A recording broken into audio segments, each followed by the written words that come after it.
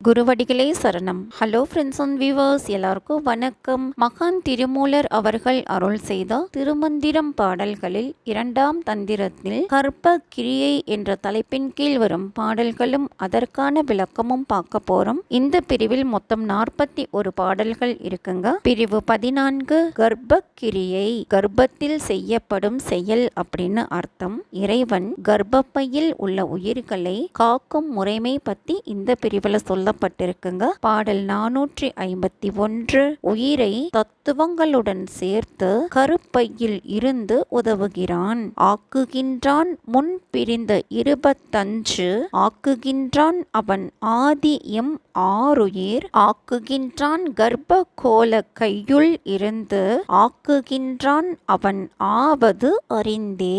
25 தத்துவம் அப்படின்னா ஐம்பூதம், தன் மாத்திரைகள் 5, ஞானேந்திரியம் 5, கண்மேந்திரியம் 5, அந்தக்கரணம் 4, புருடன் 1. ஆவது அப்படின்னா தேவையானது. இறைவன் இறப்பின் போது பிரிந்த 25 தத்துவங்களையும் தோற்றுவிக்கின்றான். அந்த இறைவன் உயிரை தத்துவங்களுடன் சேர்க்கின்றான். அப்பெருமான் அன்னையின் கர்ப்பப்பையில் பொருந்தி உயிர்களுக்கு உதவி செய்கின்றான். அவன் உடல் வளர்ச்சிக்கு தேவையானவற்றை அறிந்தே யாவற்றையும் செய்து அருள்கின்றான். பாடல் 452 கருவை போற்றி காத்தல், அறிகின்ற மூலத்தின் மேல் அங்கே செரிகின்ற ஞானத்து செந்தால் கொழுவி, பொறை நின்ற இன்னுயிர் போந்துர நாடி, பரிகின்ற 10 எனும் பாரம் செய்தானே. அங்கி அப்படின்னா தீ, அப்பு அப்படின்னா நேர். இவை மூலாதாரத்தின் மேல் கருத்தரிக்கும் இடம். செந்தால் அப்படின்னா இறைவனின் திருவடி. கொழுவி அப்படின்னா பதிய செய்து. பொறை அப்படின்னா பொறுமை. போந்துர நாடி அப்படின்னா புகும்படி நினைத்து. பரிகின்ற அப்படின்னா கருப்பையினின்று நீங்குகின்ற. யோகியர் உணரும் மூலாதாரத்தின் மேல் தீயும் நீரும் செறிந்துள்ள ஞான பூமியில் திருவடியை பதித்து பொறுமையுடன் உள்ள இனிய உயிரை கருவில் புகும்படி செய்து கருவிலிருந்து நீங்கும் 10 மாத கால எல்லையை இறைவன் வகுத்து அருளினான். பாடல் 453 வாழ வேண்டிய காலத்தை நியமித்தல், இன்புறு காலத்து இருவர் முன்பு ஊறிய துன்புறு பாச துயர்மனை வான் உளன், பண்புறு காலமும் பார்மிசை வாழ்க்கையும் அன்புறு காலத்து அமைத்தொழிந்தானே.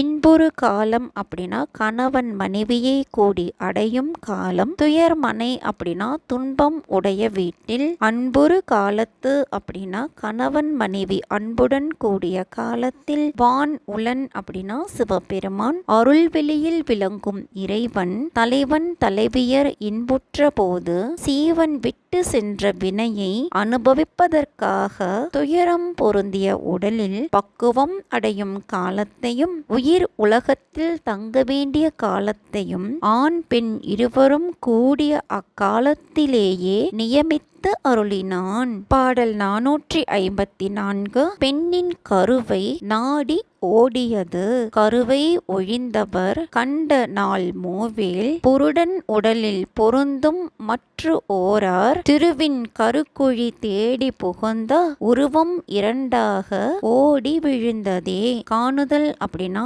இயல்பை அறிந்து கொள்ளுதல். கருவை ஒழிந்தவர் அப்படின்னா ஞானியர். புருடன் உடலில் பொருந்தும் அப்படின்னா ஒரு கருவானது ஆண் உடலில் 2 மாதம் தங்கி பெண் உடலில் புகும் அப்படின்னு அர்த்தம். கருவை நீங்கியவர் அறிந்த 25 தத்துவங்களும் ஆண் உடலில் தங்கி உரு பெற்றதை மற்றவர் அறிய மாட்டார்கள். அந்த கரு பின்பு பெண்ணின் கருவை நாடி அடைந்து ஆணும் பெண்ணுமாகிய 2 உருவமாய் ஓடி பாய்ந்தது.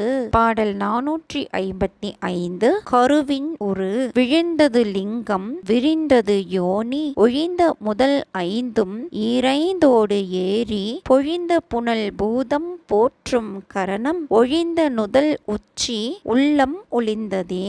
கணவன் மனைவியர் கூடினார்கள். ஞானேந்திரியம் 5, கண்மேந்திரியம் 5, பூதம் 5 ஆக 15 தத்துவங்களுடன் சுக்கிலம் பொழிந்தது. மற்ற தன்மாத்திரைகள் 5, அந்தக்கரணம் 4 ஆக 9 தத்துவங்கள் கரணங்களும் புருவ நடுவிலும் உச்சந்தலையிலும் பொருந்தும். அதாவது ஆணும் பெண்ணும் கூடும் கூட்டத்தில் யோனி விரிந்து ஆண் குறியிலிருந்து சுக்கிலம் விழுந்தது பொருடன் என்ற தத்துவம் தன் மாத்திரைகள் 5ம் ஞானேந்திரியம் 5ம் கண்மேந்திரியம் 5ம் கூடி தன்மாத்திரையினின்று தோன்றிய நீர் முதலான 5 போதம் போற்றுதற்குரிய 4 அந்த கரணங்களுடன் நீங்கிய நெற்றியின் உச்சியிலே ஒளிர்ந்தது.